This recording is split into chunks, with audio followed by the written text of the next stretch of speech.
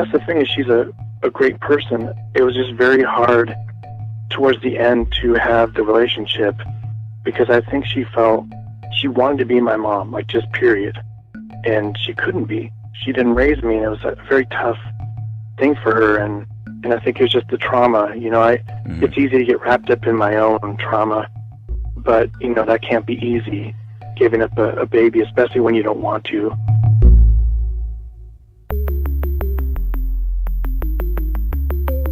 Who am I? Who am I? Who am I? Who am I? Who am I? Who am I? Who am I? This is Who Am I, Really? A podcast about adoptees that have located and connected with their biological family members. I'm Damon Davis, and my guest on the show today is Kyle. He called me from Seattle, Washington. Kyle tells the story of growing up, towering over his mother and sister, and looking very different from them, but being loved. Locating his birth mother, he was amazed to see someone he looked like, but struggled to get along with as she battled her own pain. In the end, he was able to truly connect to his Native American heritage, and the experience inspired him to write 2 songs. Here's part of one of them called The Saddest Song, and this is Kyle's journey.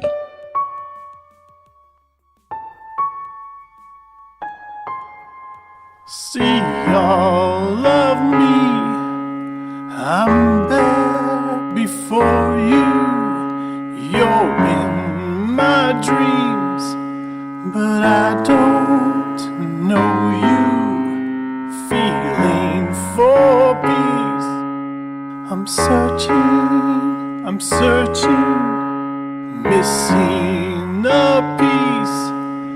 I'm hurting, a part of my soul was empty, burn me, not yours to hold. Return me and free me.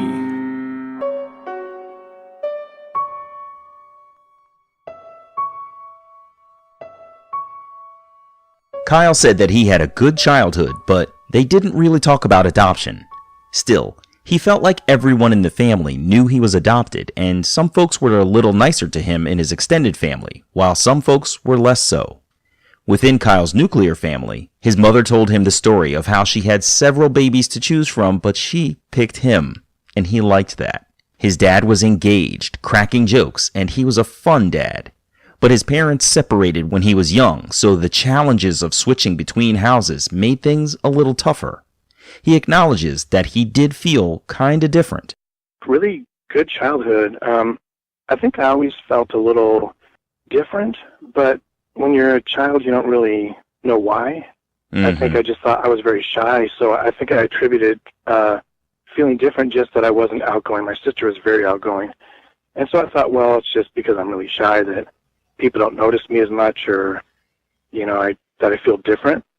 Yeah, we'd go to my grandparents' house. They have a farm in North Dakota, and go there as children for the summer. And my grandmother did the opposite. I was the youngest, so a lot of times the older kids didn't want to play with me. So she would take me under her wing and teach me things, and my grandfather would take me with him, and he'd, fix farm equipment. And so that was actually some of the best memories I've had in my life, was growing up on the farm. Those farm days were great because Kyle could just tag along as his grandmother baked and did other things around the farm. She taught him a little about how to play piano and told him stories about when his father was younger or when she first met Kyle's mother. His grandmother knew he was shy and she needed to reach out to connect with him. She even attempted to connect him with his heritage. They always knew that I had some Native American blood, but they didn't know what tribe or anything else. But I remember when I was really young that my grandmother took me by myself all the way up into Canada to go to a powwow. And at the time, I didn't really know, I didn't think it through. I just thought, oh, this is kind of cool, we're by ourselves. But looking back, she was trying to show me things that I wouldn't have seen otherwise. Yeah. My family's very Scandinavian, so I thought that was very, very interesting. Do you appreciate that she did that, or like, what's your feeling about that? I think she knew of my birth heritage and just thought, I'm going to take him up there and expose him to cultures that may be like, some of his ancestors. I also remember she would tell me, well, when she was little, it was still in a lot of places kind of the Wild West, so she remembers a chief that would come into town and trade for things when she was a little kid, so she'd tell me about him all the time and how he was really tall and proud. And so I think she used her real experiences also to connect with me in ways that I didn't even fully, I appreciated them, but I appreciate them more now. Kyle paints a picture of his grandmother as a very kind person. You may have picked up on Kyle's mention of his sister. She was born after his mother had 2 miscarriages. After her birth, his mother's physician told her she could not have another child naturally, or it might kill her. So Kyle was adopted. Remember now, he's already said his family is very Scandinavian. His sister is blue-eyed and blonde-haired. I'm sure you can imagine that Kyle's descent from Native Americans gave him dark brown eyes, black hair, and to add to their differentiation, he's 6'3", much taller than his family.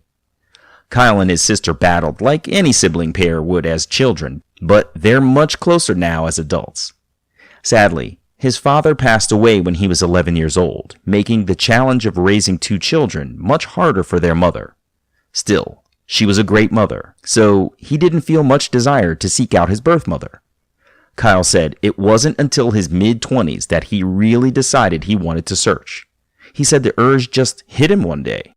Yeah, there comes an awakening, I think, where you realize that you want to just know. Mm-hmm. And I guess I had been married really young.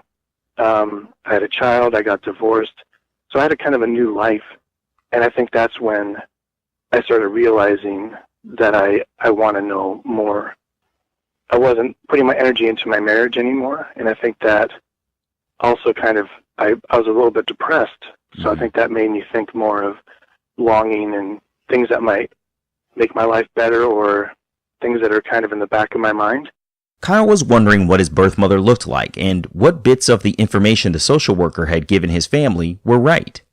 His mother found some notes from the social worker from the time prior to his adoption. The document said that Kyle was a plump little baby with chubby cheeks, and his birth mother was very young. She also noted to her social worker back then that his birth father was a truck driver and Kyle is a Black Crow Indian. Reading that for himself, Kyle was left to imagine whether his birth mother wanted him or if she was forced to give him up. Did she try to keep him, or did she hand him over easily because he was a mistake? He had lots of unanswered questions. But I know that for many people, actually reading your true heritage instead of just hearing rumors from family members can be a bit of a moment. I asked Kyle about that moment for him. That really hit me because it kind of reinforced the identity I already had. You kind of identify yourself as different things. It made me realize I wasn't, I don't know, I wouldn't say like living a lie, but you kind of wonder. There's a lot of family things that people say and they turn out not to be true. So I always wondered, am I really? I have black hair and everything, but I'm more pale skinned, so I'm thinking maybe I'm just, what if it turns out I'm Italian and I'm tall from, or whatever. Right. So it felt good. It felt good to be told something for so long and then have it be real. It made me feel, it added a little piece to me I was missing, It made me a little bit more whole, I think. I can see how that's true. If all of your life you're told that you're generally Native American, then you learn your true tribal identity. Anyway, the letterhead was from Children's Home Society. He called them, and they said he could go in to have a conversation that same day. And I told them, who I was, what I wanted to find out, and they said, well, your birth mother sent a letter this week, which was just crazy. Wow. That she sent a letter to let them know that if I contacted them, that she wants them to let me contact her back. And it had her address. So The same that was week that you just- walked in there, she sent a letter? yeah, she'd sent it. It had gotten there a couple days before I stood in the office. I mean, it was still in her desk in a file drawer that she probably just put in a couple days before that, just waiting in the off chance that eventually someone might come in. And I was, yeah, literally there within days. So That's unreal. Wow, that's incredible. yeah, it was amazing. It's like we both had the same idea. Right. She's like, I got to make sure he can find me, and I'm like, I need to find her, and then, bam, there we were. Kyle said he was 28 when that remarkable simultaneous search for each other started. I told him I thought that their timing was really interesting because it wasn't like he was 18 or 21, landmark years in a person's life when their birth parent might say to themselves, okay, he's legal, or now he's old enough. 28 was a fairly odd year to my mind, and after I said it to Kyle, he agreed. But he said it was actually a great time for her to reach out because he knew more about who he was and he was more comfortable in his skin. He was an angry guy in his early 20s, but after his divorce and the birth of his son, he had really settled down. Kyle felt a bond to his boy and tried to imagine what it would be like if someone took his son away. A lot of adoptees say they're hugely impacted by the birth of their children, so I asked him how it was for him. Oh, yes, definitely. It's a bunch of factors, but first I lost my father when I was 11, so he never really, I wasn't taught how to be a man through him as much because I was so young. So having a child actually helped me to become a man. And not only that, their rooms were all full. There were so many people giving birth that we had to be in a tiny exam room. I had to hold my ex-wife's leg. So when she gave birth, I mean, I was a much bigger part of it than I thought. Wow. And I can just remember just the emotions, you know. Yeah, there's just something about it. And I realized after a couple of days that I didn't even know what I was missing. But now I couldn't imagine not having a child. Well, now that son is 25, so, you know, and he's a really neat guy, and I have 3 children now, and I just can't imagine my life without them. And maybe for me, at least as an adoptee, there's something about being able to build your own family, and you know, you're more in control of the relationships. And yeah, it really has changed my life a lot, and I never realized how much it would change me. Yeah, it's helped me grow as a human. I mean, every child I would have some kind of new personal growth and new confidence, or, yeah, it's amazing. It's amazing. Kyle was way more excited than he was nervous to send his birth mother a letter, so he went straight home to draft it. Knowing that she actually wanted contact made the whole thing so much easier. About 3 days later, he got a letter back. Yeah, she gave me her phone number, was very interested in meeting me, and her letter told me that she never wanted to give me up. She wanted to keep me, but that her parents had made her give me up, and it was sad. You know, I felt sad for her having to give me up, but I was so happy that she'd wanted me. I mean, that really impacted me a lot, and I was very emotional. I know I cried when I read the letter, and when I wrote the letter, I was so elated. That didn't even occur to me how, you know, I was kind of happy crying when I got her letter. I was sad for her. It was a lot of emotions, but yeah, the main emotion though was just joy at the fact that she wanted me. And, you know, I just think that's a very powerful thing, is feeling wanted. You know, I think that's a very human thing just in life in general. Yeah. But to know your mom does or doesn't want you is, I think, something that you really want to know. So that was really great. So, yeah. It didn't take long before, I mean, obviously when I got that letter, I composed myself enough, and then I called her, and she said the same things, and it was just amazing. How was that first conversation? It was, well, I called her, and see, I could tell that she was trying not to cry, but yeah, she kept telling me that, you know, she wanted me, and I want you to know that I wanted you, and I don't want you to feel like I didn't want you. So the first conversation was a lot of reassurances. She really wanted me to know that she'd always thought about me. You know, she told me she thought about me every day, and yeah, she was just very, very thankful and happy that I reached out to her, and as I was to her. And since they were reassuring one another, Kyle also wanted to let his birth mother know that he had been raised by loving parents and that he had been okay. As anyone does leading into a big conversation like theirs, he tried to imagine what it was going to be like to speak with his birth mother and tell her about his adopted mother. But he said describing his mom to his birth mom wasn't nearly as awkward as he thought it would be. A few days later, Kyle went to meet his mother in person.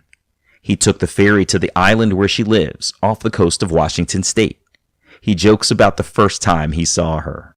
She opens the door, and she's even shorter than my mom and sister, but she's got she's got black hair and the really dark brown eyes, and so it's like I felt an instant kinship, but I was also surprised. Part of me was like, why is she not blonde? Because I was so used to, mother figures, and women in my life were always blonde or light-haired, and so part of my brain was like, she's not blonde? And I was like, well, of course she's not blonde. Are you blonde? But it was very, very interesting there's just something about hugging somebody that shares your blood that you've never hugged someone who shared your blood. It's like you feel an instant kinship.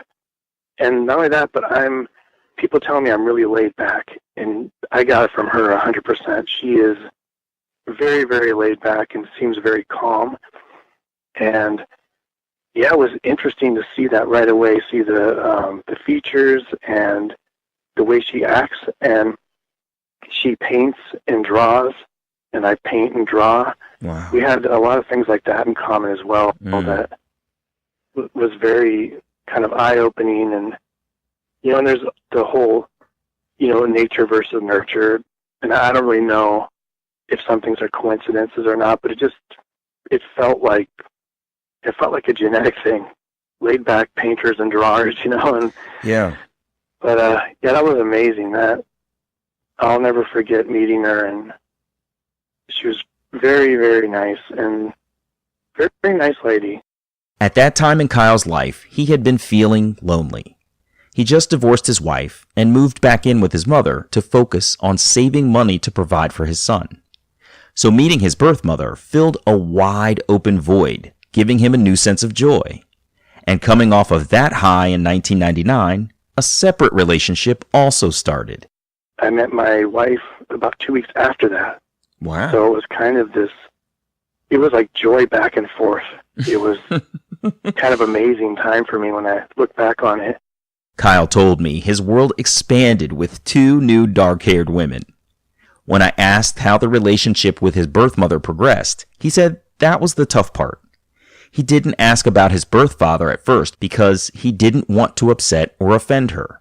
When he did ask, she was really uncomfortable. When I broached the subject, she didn't really want to talk very much about it. It was very little information, and I actually I found that with kind of every man in her life, she didn't really want to talk about her father. So that would be, my grandfather. She just didn't want to talk about him, didn't want to talk. It was her and her mom and her sister were kind of her little family. Kyle figured if the topic hurt her, he wouldn't bring it up. But he did want a little more information just in case he wanted to try to find the man someday. He still had curiosities like whether there were medical conditions he should be aware of, or was his father where he got his height? Unfortunately, I think it was very hard for her. I think when I was around her, it would make her feel more like the teenager she was. It brought it all back. It wasn't always like that, but I think it was very hard. I mean, when I got married, I invited her. She came to the wedding, so you have my birth mother and my adopted mother. They're in the same, they're sitting next to each other, and boy, the tension, mostly on my birth mother's side, was, I think she felt very slighted, but there was kind of nothing going on. And I started to find out later that, I mean, she's a great person. She really is. I think there's just this deep pain. And so she was always kind of looking for, you know, some kind of slight or something bad to happen. And so I was very careful to not upset her. So that's part of why I had trouble getting any information, you know, about my grandfather or my birth father. Is she would just get very upset and kind of shut down. And also, if she even thought I was kind of upset, like irritated, she would really get upset. I think she was very worried about me rejecting her, just like I was worried she'd reject me.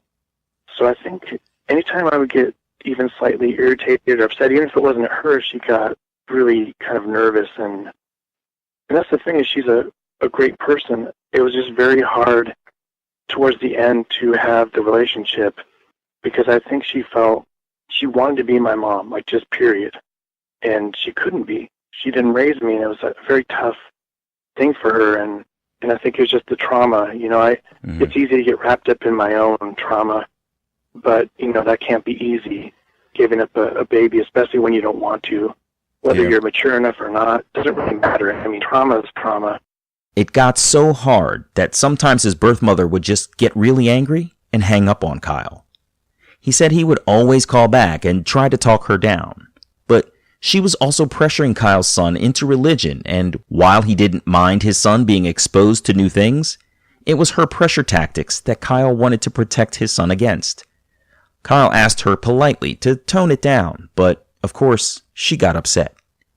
He had reached a decision point in his relationship with his birth mother. I had to decide, you know, because I have another family. I've got my children and my wife, how much I can take, you know, how much, what kind of chaos I want in my life. Yeah. And then I asked myself, is this helping her? Because she always just wanted to know I'm okay. She knows I'm okay. And I just think that for some reason, I don't know, I don't think she can move forward from the pain, and I don't know if that'll ever change. Kyle was open to making amends with his birth mother, but he decided this time he would let her call him back. She never did. They had a relationship for 9 years. He diverted his energy into his immediate family, recognizing that he didn't want to set the example for his children of being in an unhealthy relationship when they could just exit. But the thought of a biological relationship that has died never goes away for an adoptee. Kyle told me that whenever the phone rings from an unknown number, he wonders if it's her, so he answers. But it never is. He's thought about sending a letter to her to let her know he's okay, to see if their relationship could be better through mail correspondence, but he hasn't done that yet. Their last phone call was 10 years ago. Still, even though things turned sour between them, Kyle still thinks very highly of his birth mother. That's one thing I'll say forever, though. She's a very kind, good person. I mean, she really is. And it's just, I think, just that one part of her life is just hard for her. And, yeah, I'm hoping someday we can maybe find some type of relationship that isn't strained and where she feels comfortable and good, and I do too, because I don't, you know, when I think about it, I don't want to have her pass away and never resolve this. Yeah, that's right.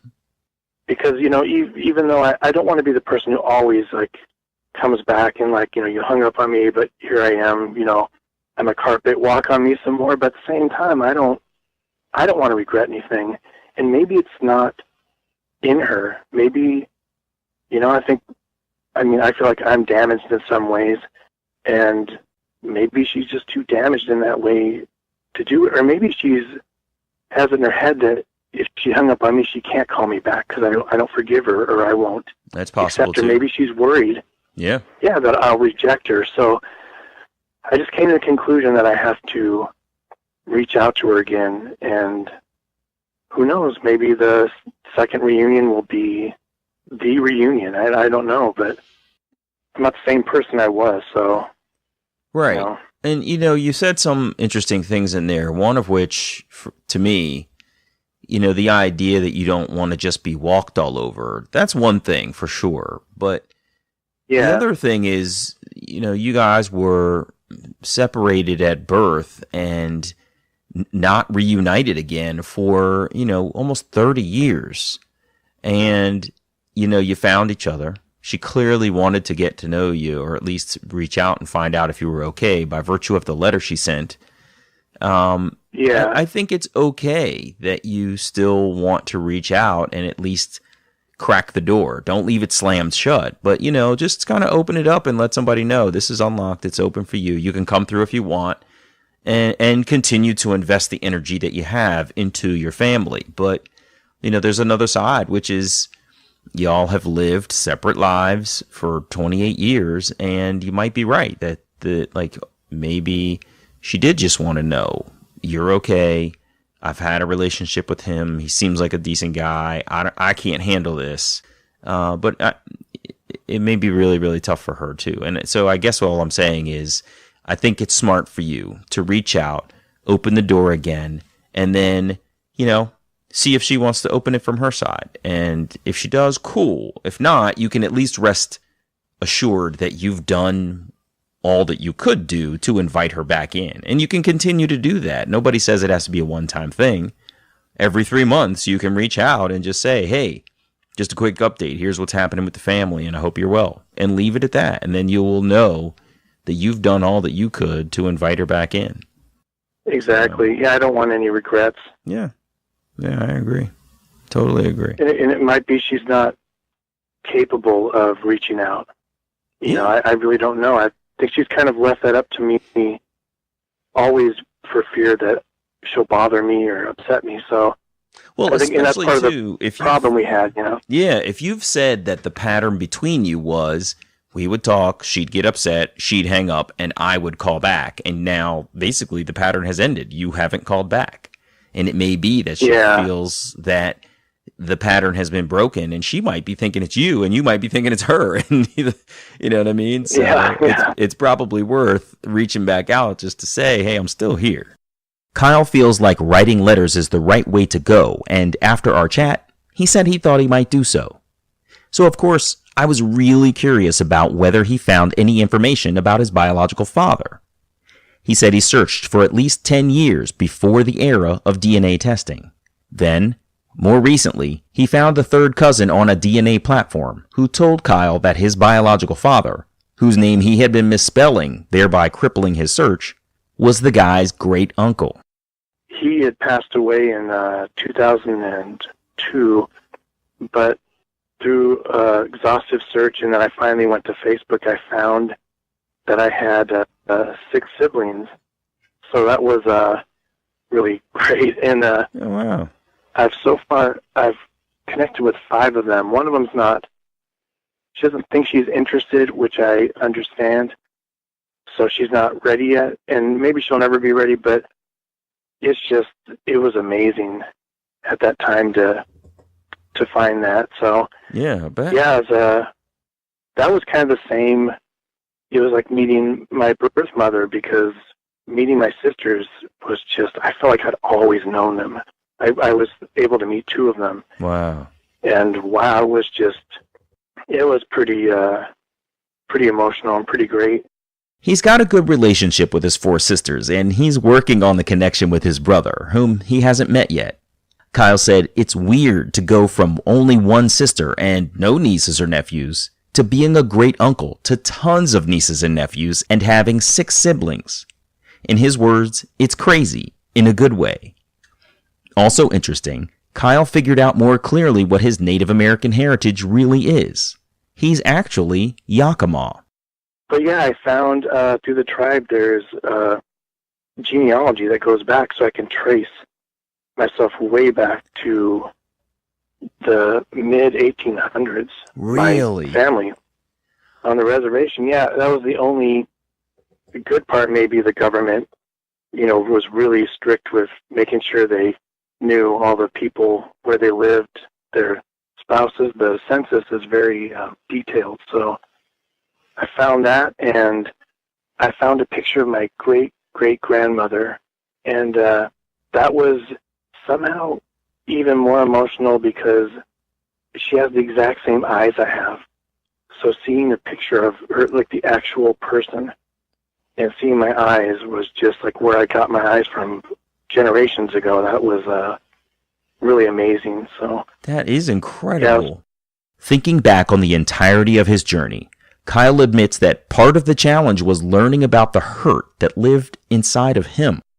You know, I think the only thing that was kind of hard during this was going through this journey is I found I had a lot of extra hurt and anger in me that I'd kind of held in for years and years and years. And it wasn't as much for my birth mother or anybody. It was more just the idea of not being able to know the truth, you know, of having to try so hard to find out where you're from.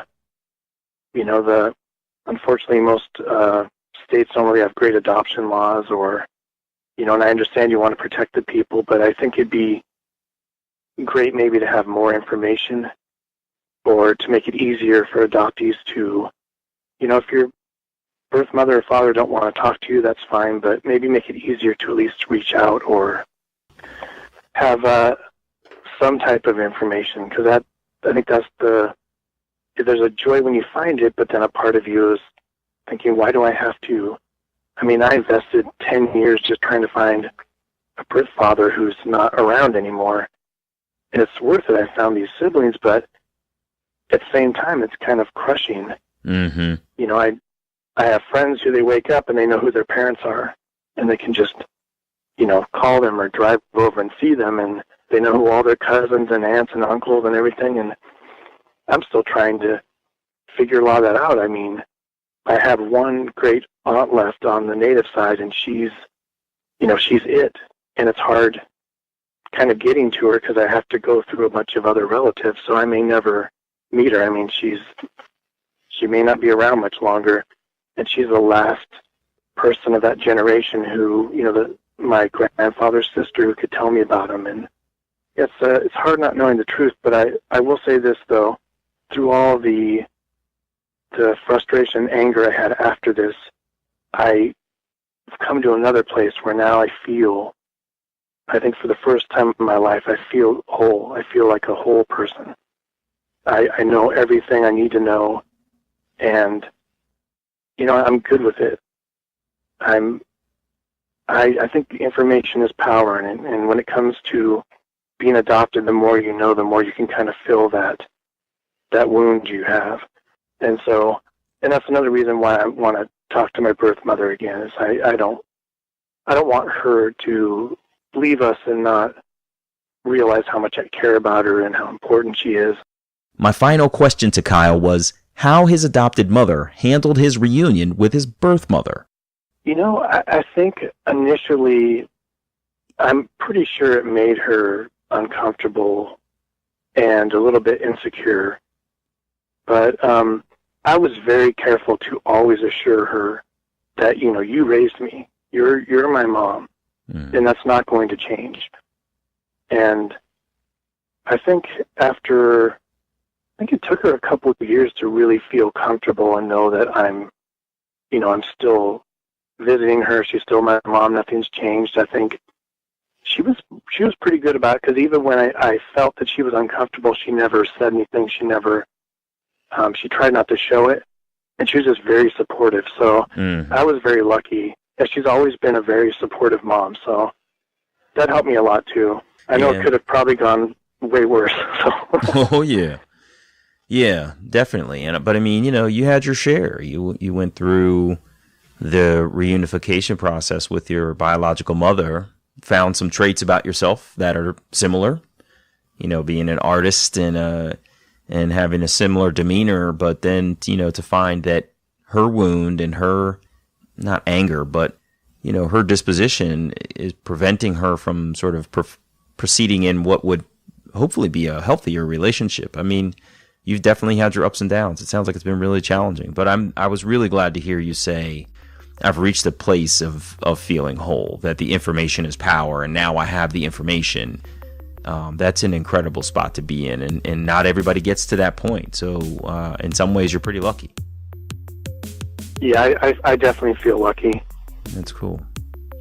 Well, thanks so much, Kyle, for sharing your story. This has been really interesting to hear. I'm glad that the tribe had the extensive genealogical information that allowed you to see all the way back into the past. That's really fascinating. Yeah, it's pretty neat. That's cool. Cool, man. Thank you again for taking time to call, man. I appreciate it. All the best to you. All right, thank you very much. See you, Kyle. Okay, bye-bye.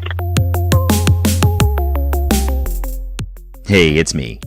Kyle says he's gotten through the tough part of his magical journey with some nightmarish parts mixed in, but he feels the journey marches on. You could probably hear the excitement in our voices as we talked about Kyle's access to genealogical records about his family. There's something about delving into recorded genealogy that's just incredible for an adoptee, especially when you can see pieces of yourself in pictures of your ancestors. Of course, it's even more special for him because his heritage is one that was nearly obliterated when this nation was formed. Like I said, Kyle has composed music reflecting his adoption and reunion experience. This one is called Home in Your Eyes. I'm Damon Davis, and I hope you'll find something in Kyle's journey that inspires you, validates your feelings about wanting to search, or motivates you to have the strength along your journey to learn, who am I, really?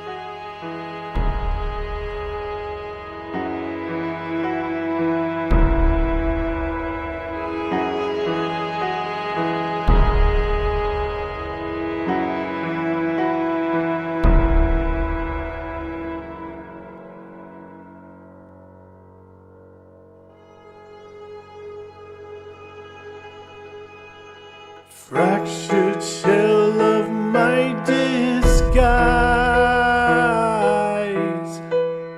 One was the time I saw your eyes. I knew your face and knew your tribe. Felt our bond was still alive.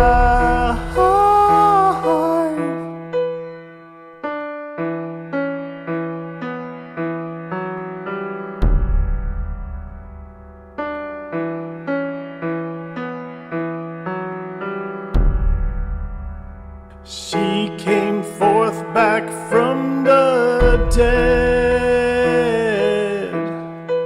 to see her brother's message read. One was the time I saw your face. 6 was the number I embraced.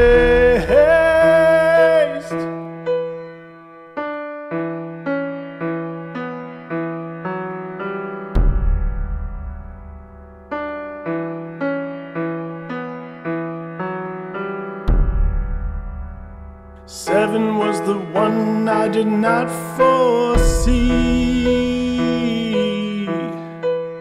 Not the same, but still like me. Adjacent to my father's tree. All their pieces made me free.